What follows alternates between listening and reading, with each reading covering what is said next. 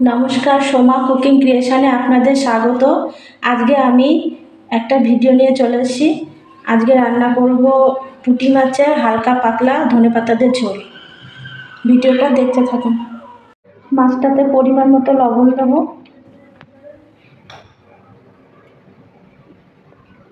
পরিমাণ মতো হলুদ গুঁড়ো দেবো, দিয়ে মাছটাকে লবণ হলুদ মাখিয়ে নেব।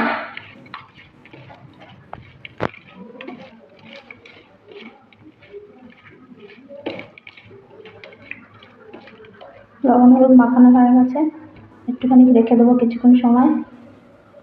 তেলটা গরম হয়ে গেছে, মাছগুলো ভেজে নেব।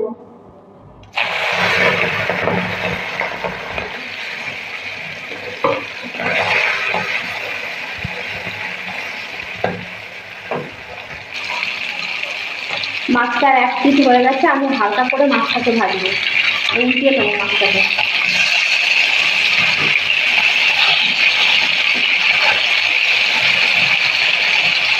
দেশি পুঁটি মাছ বেশি ভাজলে স্বাদটা নষ্ট হয়ে যাবে, হালকা করে ভাজবো।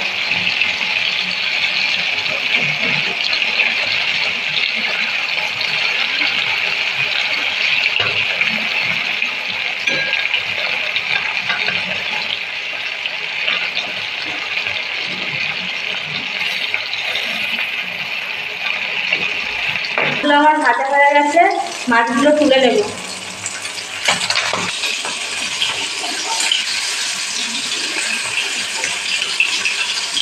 মাছ ভাজা তেলের মধ্যে আমি 3টে ফোড়ন দেব, জিরে, কালো জিরে আর রাঁধুনি।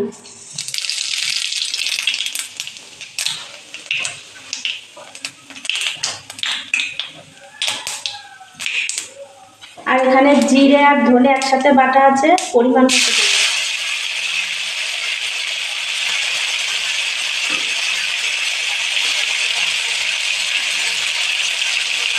পরিমাণ মতো আদা বাটা দেব।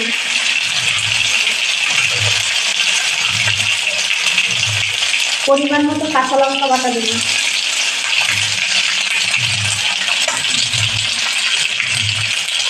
আর কিছু কাঁচা লঙ্কা চেরা দেব।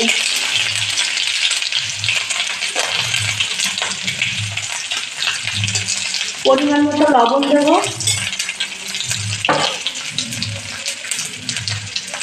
পরিমাণ মতো হলুদ গুঁড়ো দেবো। মশলাটাকে নেড়ে নেব।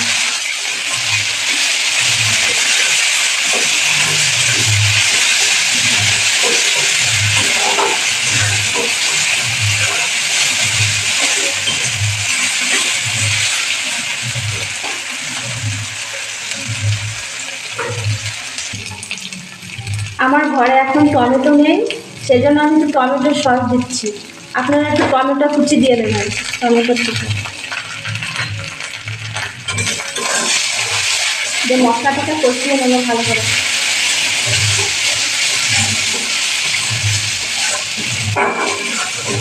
আর আমি পুরো এই রান্নাটা কাঁচা লঙ্কা দিয়েই করব।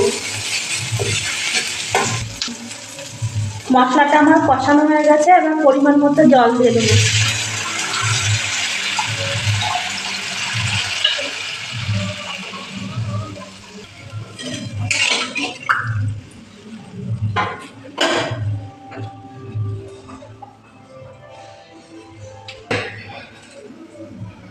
এবার ঝোলটার মধ্যে মাছগুলো সব দিয়ে দেবো, পুঁটি মাছগুলো।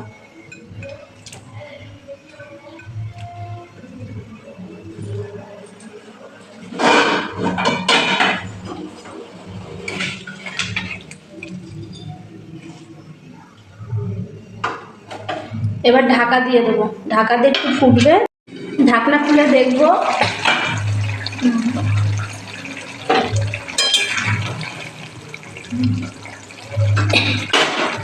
এবারে ধনে পাতা কুচি রেখেছি, ধনে পাতা কুচিগুলো দিয়ে দেবো।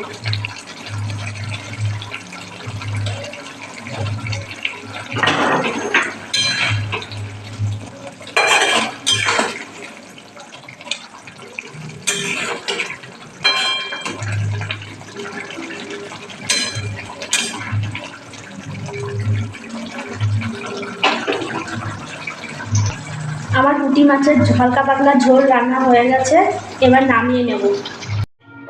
এইভাবে ধনেপাতা আর কাঁচা লঙ্কা দিয়ে পুঁটি মাছের ঝোল খেয়ে দেখবেন, হালকা পাতলা। ভালো লাগলে পাশে থাকবেন।